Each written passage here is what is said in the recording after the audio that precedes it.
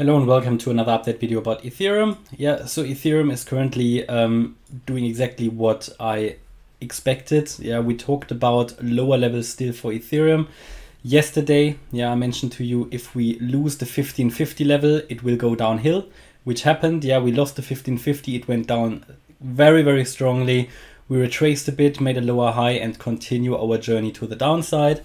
I said the first target that you need to look out for is here that 1490 level that is based on the Fibonacci extension level of the wave A, the 1-to-1 ratio that was now reached. We've seen the first bullish reaction to that level, and it will now be very interesting how the market reacts to that level going forward. We now see a first reaction, but it's not enough yet. It's not a bullish engulfing candle. It's not a bullish candlestick pattern. Yes, it is one bullish candle, but what I like to see is either 3 candles going up or one engulfing candle on the 1 hour chart. That would be a good indication that we start to move up from here. Overall, though, what you need to understand is that if this really is an A, B, C, this could be finished now. It is the 1-to-1 ratio of the wave A. That's an ideal target for a wave C. We could possibly make a wave count work where we can count 5 waves and an ending diagonal in a wave C. We have a few things going on here. We have that would be a running flat pattern where we move down in a wave A. We've moved in an overshooting wave B, and we're now coming down in a wave C that normally would go below the wave A, but in a running flat, this is possible that you get a shorter wave C. So we now need to observe the market. I can't tell you if it's rotating and going up from here, but if you see bullish candles, then it probably will. And then it will be a continuation of the overall uptrend, which we started down here at $1,000.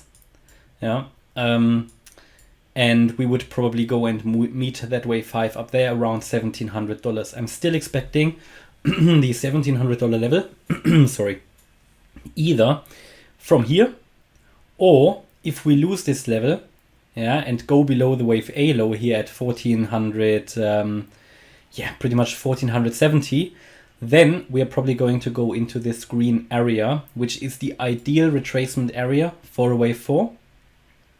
So the wave 4 could already be finished here based on the target for the wave A and the wave C. But ideally you would expect the wave 4 to get into this price range. That is based on the retracements, and that is based on, there were 2 options. Mentioned that to you yesterday in the video.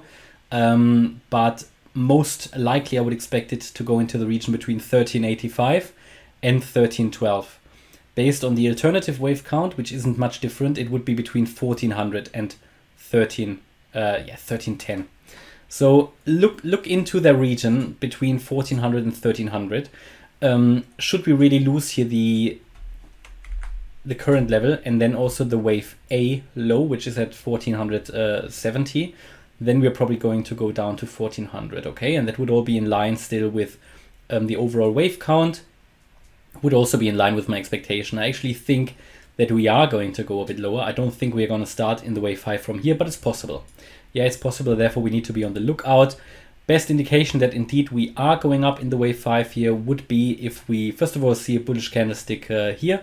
But best indication will be a move above that $1,600 here, that swing high, okay? If we do that, you can be more confident indeed we will go up here. And then more evidence will be obtained above 1650, above the wave B high. Now, what we also have going on here, and some people might call that a descending wedge, or we call it an ending diagonal possibly here in a wave C.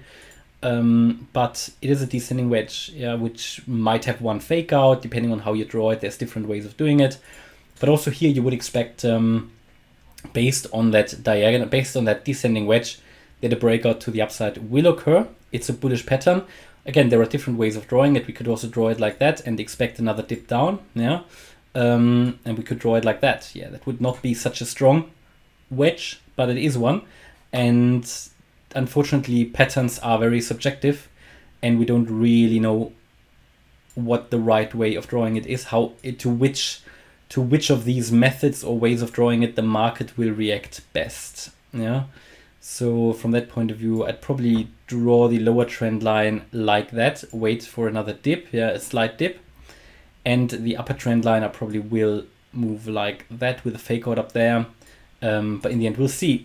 But you can put it on your chart, and a breakout above this channel, yeah, at the latest here, should also confirm or give at least the first clue that we continue to move to the upside here. Yeah, so I continue to expect further price action to the upside, either from here or from this area. So I don't know where we will find support. We could find support here.